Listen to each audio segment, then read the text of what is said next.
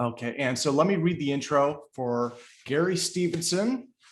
So let's everybody welcome Gary. He is an aerospace engineer with Whisk Aero, formerly with Collins, United Technologies, Lindquist, Boeing, ITT, and the Hughes Aircraft Company. Gary's had a deep interest in gravity modification and advanced propulsion for decades and has published numerous scientific articles on various topics, especially related to the detection and generation of high-frequency gravitational waves. Gary is also a well-established contributor to many authoritative scientific papers by other researchers, and he's a past participant in notable advanced propulsion conferences such as the legendary 2003 MITRE High-Frequency Gravitational Wave Conference and the 2005 through 8 ISNPS State Section F conference events. So Gary, welcome, sir. And thank you very much for the intro. It's a pleasure to be back here again. I think I did present something in terms of a summary, like a 20-year summary for you late last year. So today I wanted to zero in on one of those things, thing number 3, which is going to be talking about how can we create a scalar gravitational field. And Tim asked me to give a lead-in on and some context as to how this overlaps with some of the work you've seen in the UAP field. I know that there's something coming out late next month on UAPs, and there's a lot of overlap between the UAP area and my interest in gravity control, obviously. So I wanted to present a little bit on that first, because my work has been benefiting from their work. And so I'll point out where that's happening. And that helps maybe give you some context for my paper, and might make my paper more interesting. So let me present here the first thing. I'm going to do the whole screen.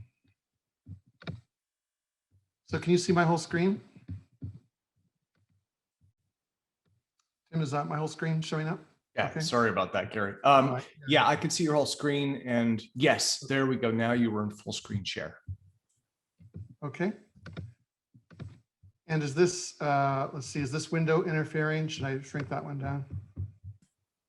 No, it looks good. So you've got the extracts from the Hal Puthoff talk. Yeah. You've got your slide maximized, and then I can also see you in the smaller window. Excellent. Okay. This is an extract from a Hal Puthoff talk that he did in 2018. It was essentially the first time the ATIP program was introduced to the public. I think it was a little bit overlooked. So I wanted to just give the highlights out of that to show where this UAP program called ATIP is overlapping with my work. He picked a pretty obscure venue to release this talk at. It was a International Remote Viewers Association, or IRVA conference. And so I guess it's a good one if you want to kind of bring it in under the radar. Which is sort of what's happened. It's been 3 years now that this talk has come out, and people are still now finally coming to grips with what's in this talk. There's a link here too. So Tim, if you wanted to post this after the conference, people can go to that YouTube link, and I would encourage anybody who's interested in this to actually go see Hal's talk instead of getting my regurgitation of it. This was given as an introduction to the DoD's UAP program. He had the backstory and the forward story. In other words, what's gone on so far that hasn't really been visible to the public, and what's coming up. What's gone on so far is the Defense Intelligence Agency raised concerns about some of the observations of advanced aerial vehicles of unknown origin. And so they initiated a program called ATIP, Advanced Aerospace Threat Identification Program, in June of 2007. So this has been going on now for, if we do the math, almost 15 years? So when I was complaining at my last talk that the government's not doing anything about it, that's not strictly true. This program is a very small program, but it's certainly better than nothing. It was funded by Congress with Harry Reid and a couple other senators listed there. And it was a matter of national security, because Reid's statement was, if we don't know the answers, to the questions, but we don't take the lead in trying to answer them, other countries might take the lead. So this was to try to get out in front of other competing nation states trying to figure this out before we did. A big part of Hal's talk was this Nimitz Encounter. The interesting thing about the Nimitz Encounter was it showed intentionality. When they announced a cap point to the F-18 fighters, cap is a combat assembly point, the UAV, sorry, the UAP went to the cap point almost instantaneously before the fighters did. So that showed, number one, they were monitoring somehow our communications. Number two, the intentionality of knowing what was about to happen and going there before the fighters went there. So that was extremely alarming to the military, and that was one of the reasons this was a watershed case. The other reason was because we had so many sensors on it. And so even though these things tend to not reflect radar in a way that would, at least in a way that would lead to a radar track, you can see them on visual and you can see them on infrared imagery. Here's the visual imagery. It was glowing white. They think Jacques Sarfatti and actually during his talk, Hal Puthoff shared some of the theories of why these glow white. They think perhaps the infrared emission, the black body radiation emission that we would normally see on infrared gets upshifted, gets blue shifted to the visual. So that's why in many of these sightings, the craft appears to be glowing. It could be glowing in the visual because the black body radiation is getting blue shifted, which would also account for why it looks black in the infrared, not because it's cold, but because all the infrared energy is being upshifted to the visual. So it appears to be dark, like there's no thermal, it's like a black hole in thermal space, like there's no thermal signature whatsoever. That could be the upshifting. So based on some of these alarming sightings, Defense Intelligence Agency released a broad area announcement. It was unclassified at the time. There were 12 potential threat areas they wanted to investigate. I'll just list them here. Propulsion was one of them, and propulsion using gravity manipulation obviously was one of those particular areas that would overlap with some of my interest areas. There were a number of bids for the prime contract. DIA chose Bigelow Aerospace to control the ATIP program as a prime contractor. So they did the legwork of gathering all of the small subcontracts together and doling out the money to the subcontractors. And Hal Puthoff shared during his talk that he was one of the subcontractors to the ATIP program for a number of different studies, and that Earth Tech International therefore benefited from the ATIP program through Bigelow Aerospace. And Bigelow Aerospace was interested enough in this that they formed a new division called BASS. The tech surveys included a number of areas I'm interested in. Using superconductors for gravity research, doing space-time metric engineering. One that I know that Eric Davis was especially interested in, and Eric Davis worked at Earth Tech at the time, was traversable wormholes. And so Eric did a number of papers on that. You were allowed to publish these papers in open literature. They were just after the answers. They didn't really care whether you published or didn't publish. Some more tech survey areas included negative mass propulsion, which might be through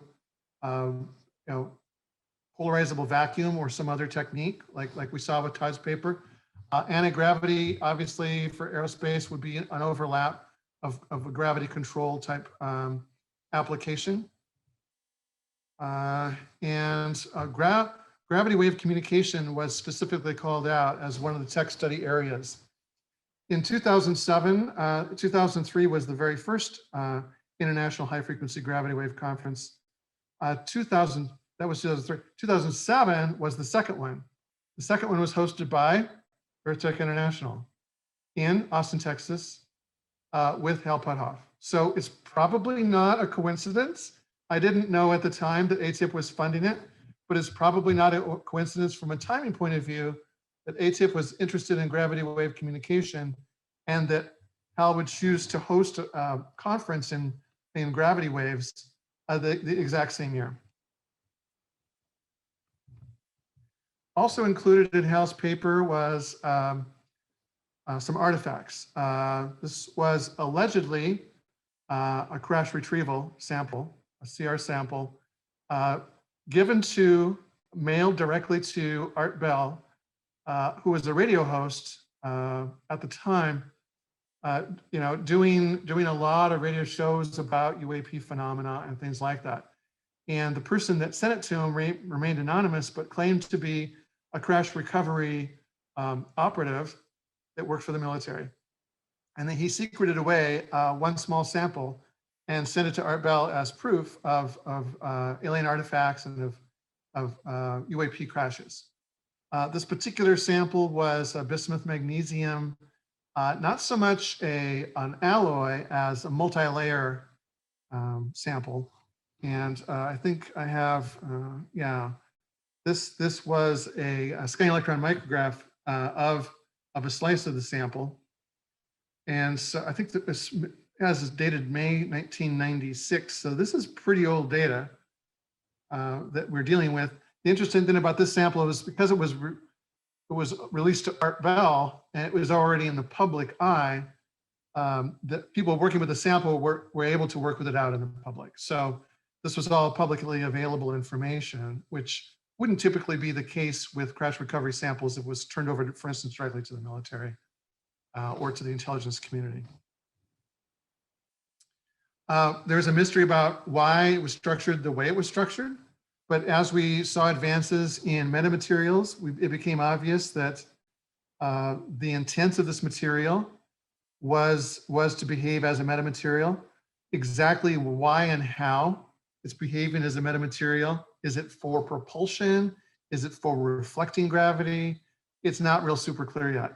But it did appear to be a negative index waveguide style material, which very much lined up with the literature on negative refractive index material, metamaterials in the terahertz range. So I think this was the point that Hal was making in his talk.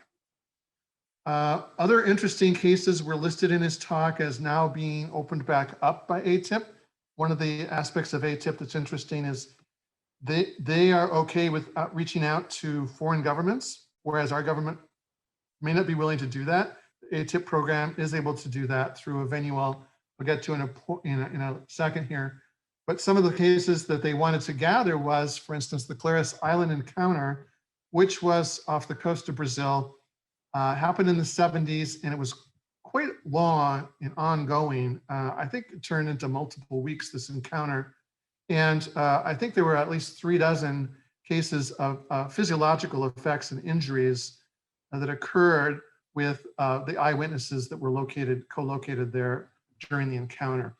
And looking at that database, it did appear that there was a lot of radiation style, either UV or X-ray exposures. So that again tended to indicate potentially some blue shifting of radiation that's either being emitted by the craft or being reflected by the craft. Another aspect of ATIP program is the formation of a public-private partnership called To the Stars Academy. So To the Stars Academy is largely created for outreach. So this is a SEC regulated public benefit corporation, so it's supposed to be for the benefit of the public, and the public can invest in it if they want, and it's set up for public outreach. So if you see public releases, for instance, of footage, that To the Stars Academy would be one of the ways that the military can get this stuff out into the public. You'll see here the name Louis, is it pronounced Elizondo? I've seen him only a couple times, but he has a show on History Channel. Yeah, I think it's a great show. The few episodes that I've seen has a lot of new information. He's getting this information through the ATIP program. He was the former director of the ATIP program, so he has a lot of contacts still in ATIP. And so we're able to get, as the public, a lot of information released that way, and hence the shows. They also help produce the show. So if he needs production money, the To the Stars Academy will produce that, and then we'll collect the proceeds from the show as they help license the show and release the show. And so this is a way of controlling and accelerating outreach and release of information. So they're legitimizing that it's very clear that they're proud of this. This is something that they want to do, is legitimize the UAP topic into the mainstream press, and a lot of the press releases are vetted through them. And they're also getting a great quality of sources, you know, in terms of the interviews that they get and so on, that you'll see, you know, in Elizondo's show. Very impressive group of people, you know, including like the F-18 pilots that were eyewitnesses and so on.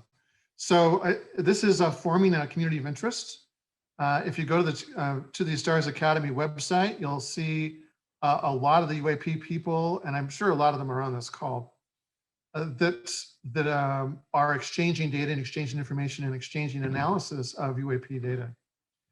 So that's kind of the highlights of this talk. It's only about 45 minutes long, but I could certainly recommend it to everyone. I think that was my last slide on that. The other thing I wanted to show here before we get too far into my paper was some work that Jack Sarfatti did under the auspices probably of the ATIP program. He is a researcher, for those who don't know Jack, that doesn't typically have the patience to publish in journals. He basically publishes straight to the internet. He has a community of interest that he participates in. And so when he comes up with a new idea about how these things might be working, he'll just get it out there right away. And so this is a paper he did in January of this year that has been circulating since. It's now May, so this has been 4 months old, but probably a lot of people have not seen it yet. So I just wanted to point out a few of the highlights of this particular formulation. It's different than what I normally use, general relativity, a space-time metric formulation, when I'm looking at general relativity and gravity. This is a little different. Just to give you a background, this is the name of the formalism. It's Arnowit, Dessner, Misner, the ADM, so-called ADM formulation. And that you can find it on Scholarpedia. It's also on Wikipedia. Let me go to the Wikipedia. If I can scroll over here. And it uses these, this lapse vector and this shift vector. So you'll see these ends show up. These ends are a description of how the field evolves as the field is flowing through matter. So it's a field-oriented Hamiltonian description of the space-time, of the shape of space-time versus the space-time metric formulation. Let's see if I can get back to Jack's talk here.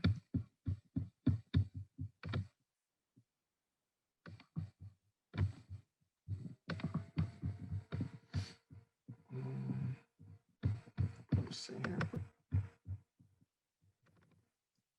So we'll see in here these ends. Those are the vectors I'm referring to, the lag and shift vectors. So you'll see that in the formulation. So here's an element, a DS element of a space-time metric, and it's formulated with respect to these ends. It's also formulated with respect to this S. He has two references in here. And let's see if I can get those references up. One is the Medina reference, energy momentum tensor of electromagnetic fields. That is being added in here in the S part of this. That's this little S here. That's the energy momentum tensor here. And this is the description of it here. And what this does is describing permeability and permittivity of not free space, but inside of matter. So if you have ordinary matter that's isotropic, this S matrix would be describing the permittivity or permeability of matter and how that affects the wavefront of an electromagnetic wave or a gravity wave going through matter. And it also has enough complexity from a tensor point of view that it can describe metamaterials. So we had the question earlier from Todd, has anyone actually done an experiment yet that requires the tensor behavior? Well, if we do an experiment with metamaterials, then yes. Until then, no. So this is a way of capturing in a formulation of a metric, of a space-time metric, the impact of matter. And so he does that here. And he's even describing that if you do it either in a red shifting way or in a blue shifting way, you can get attractive or propulsive gravity effects or effects that are on your the gravitational wavefront as if you're getting a blue shift or a red shift. So his point is he's combining two different papers, one on energy momentum tensor, another on this wavefront formulation of gravity that's a little different than the space-time metric. And that if you formulate that way, you can see how if you get matter that's interfering with the wavefront, you can get a blue shift or a red shift out of it. So this blue shift is going to be happening if the craft needs repulsion. If the craft is moving away from you, you will see the blue shift. If it's moving towards you, presumably, and the propulsion is happening behind it, you would see the red shift. So it may depend upon the angle at which you're viewing the UAP as to how it appears.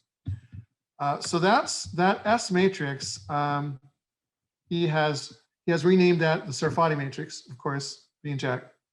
And that's going to be in my paper here, appearing in my paper, which is different than the last time I gave this paper. I gave this paper to Marcel Grossman 15, I guess going on 3 years ago now. Marcel Grossman used to happen every 2 years because of COVID. It's this next one, MG16, has been delayed a year. So it should have happened last year. It's going to be happening this summer instead. So this is a paper I'm preparing.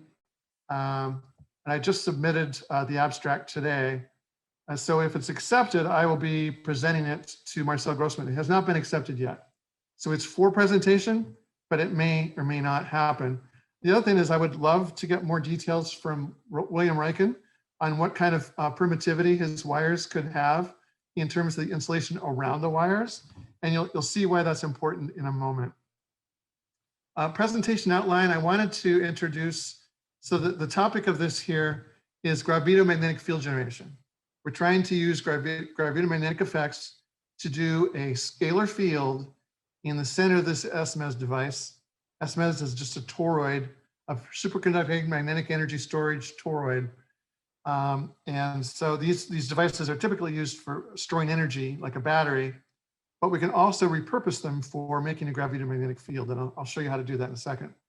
But using high permittivity is the new part here, because if you're using high permittivity materials, the coupling to from a current of a mass flow, a third derivative of a mass flow, that third derivative coupling to the gravitational effect will be much strengthened using this S matrix. So first I want to talk about historically, we saw the DeWitt talk in Jeremy's paper. So DeWitt was one that picked up on this forward coil formulation. How can superconductors be used to enhance the gravitomagnetic effect? And that's essentially what a forward coil is.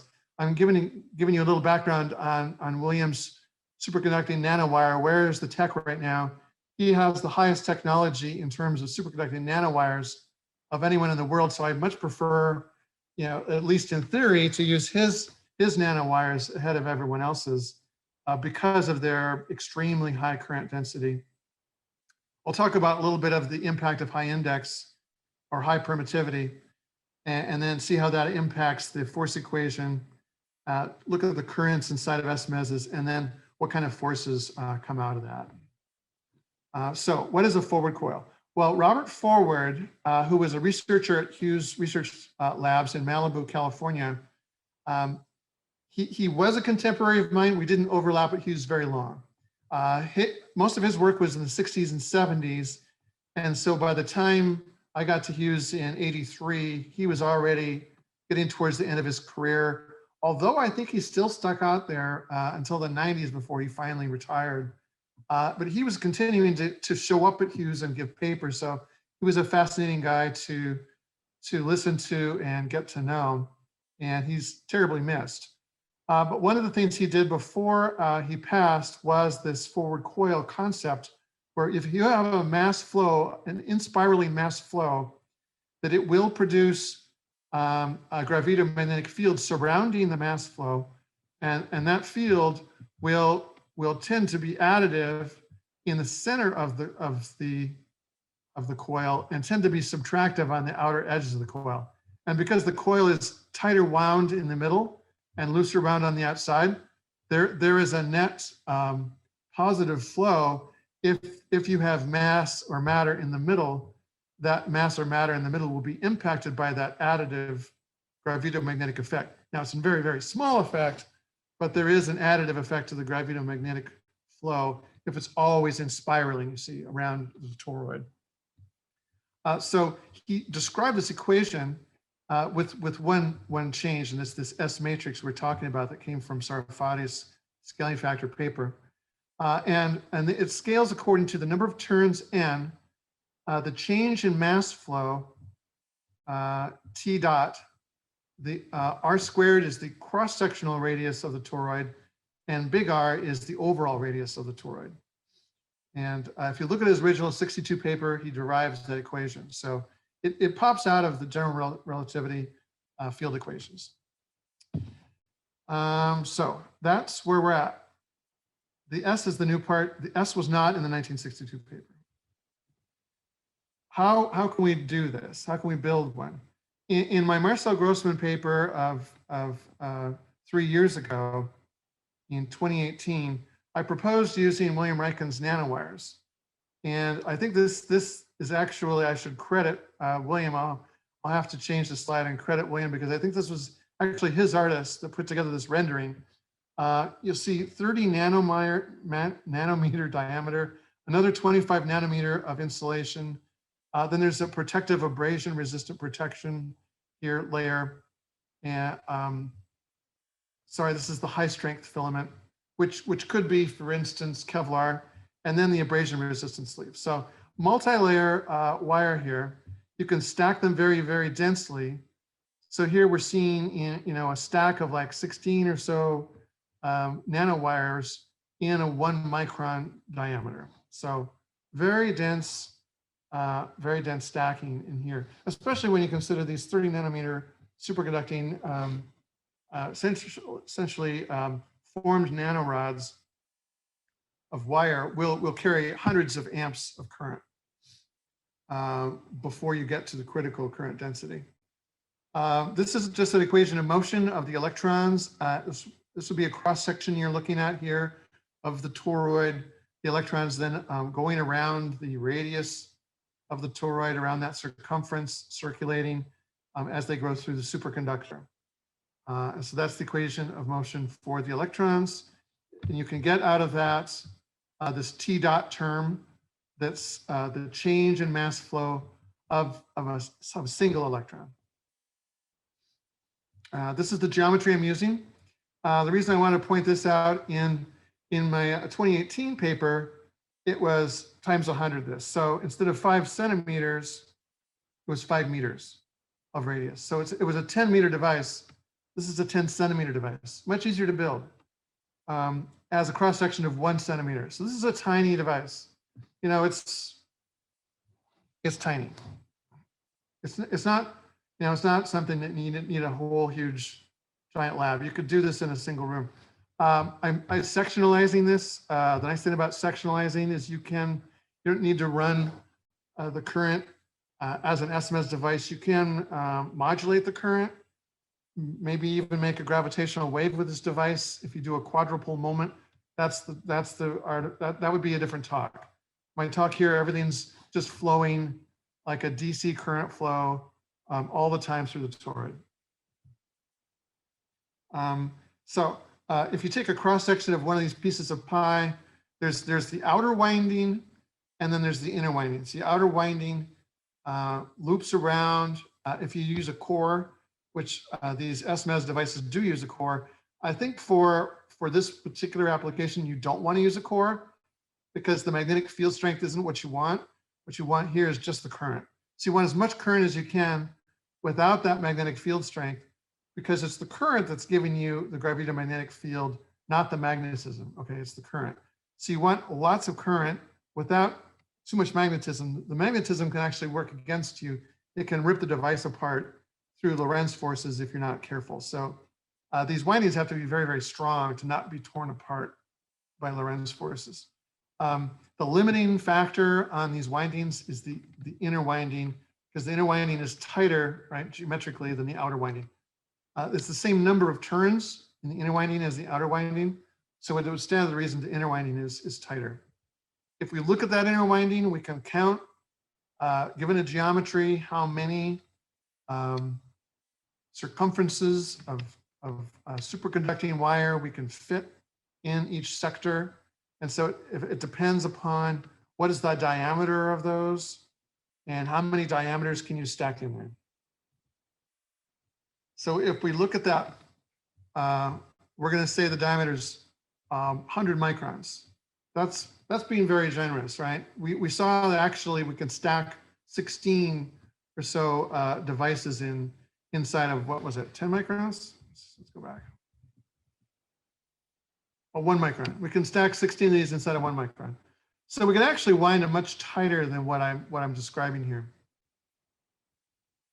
I didn't take, in other words, I didn't take full credit of all that we can get away with geometrically, because it gets hard to build when you get into the billions of windings. So what I'm doing here is just saying, hey, every 100 microns, we got at least one wire. So that's 10 wires here. 177 in the other dimension.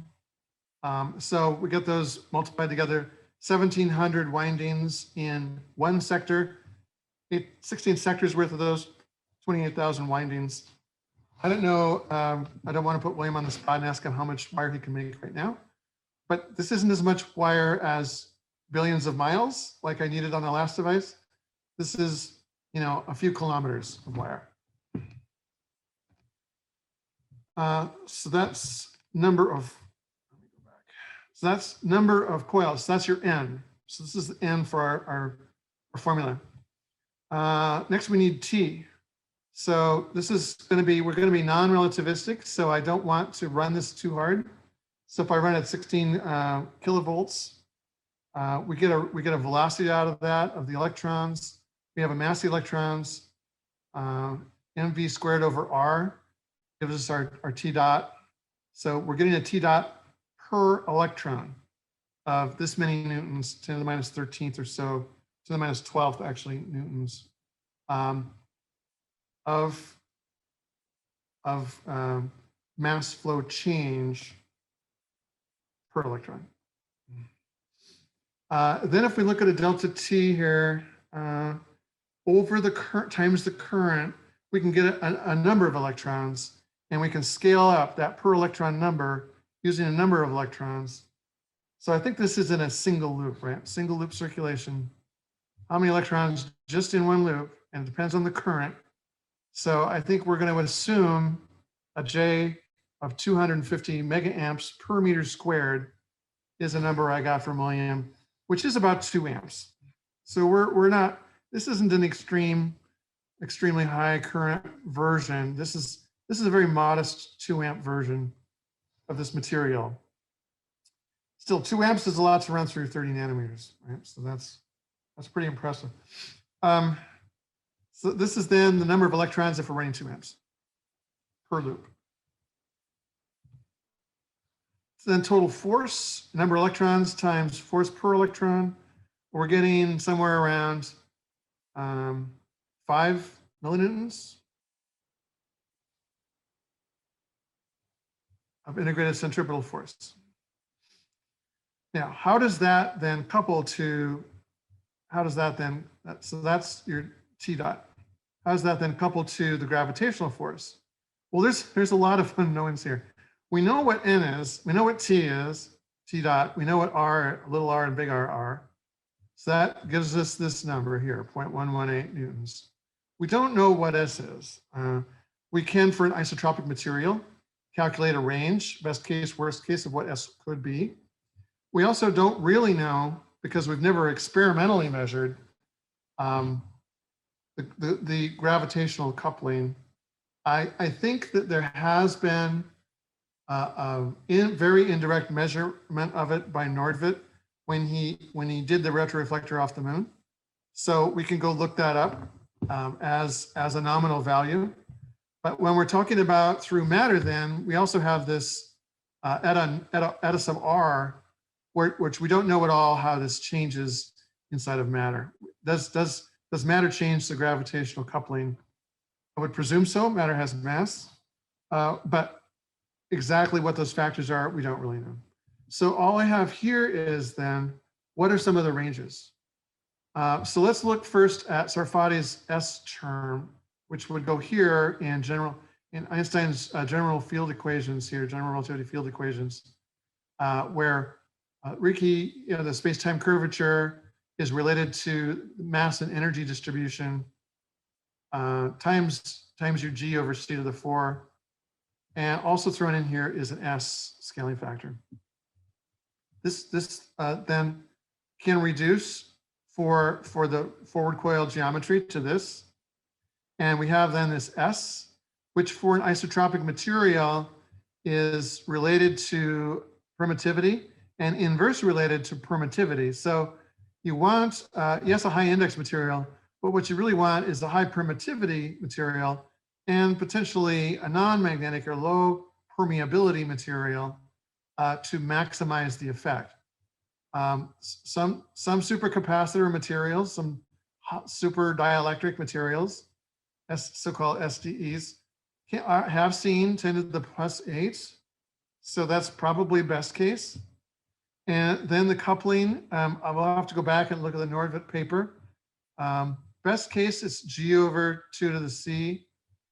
There's other formulations that say G over C to the 4th. When we look at its force coupling, I think it's more like C squared, but I think I do want to go back and double check that with Nordtvedt's work. R eta sub r, worst case, it's unity. Nothing impacts it. Best case is we're really seeing the permittivity or something else like the permittivity impact it. So then the case is this just being impacted by permittivity? Is the scaling factor also being impacted with permittivity? Does this S also include this eta sub r? Those are questions that I still have. I don't know the answer. So what's to conclude from this? Well, if you look at these are big ranges of this to this and this to this and this range here. It's all over the map. We don't know quite what to conclude yet. The gravitational force could be anything from 10 to the -27, unmeasurably small, to enormously large. So I think it's probably not enormously large, or someone would have measured it by now. But is it measurable? I think we should build this and find out, right? So this is really an impetus paper just to say, I think this is probably worth doing, this experiment. Now, when it was billions of miles of wire 3 years ago, I would say, oh, that would be a tough get to talk anyone into building this.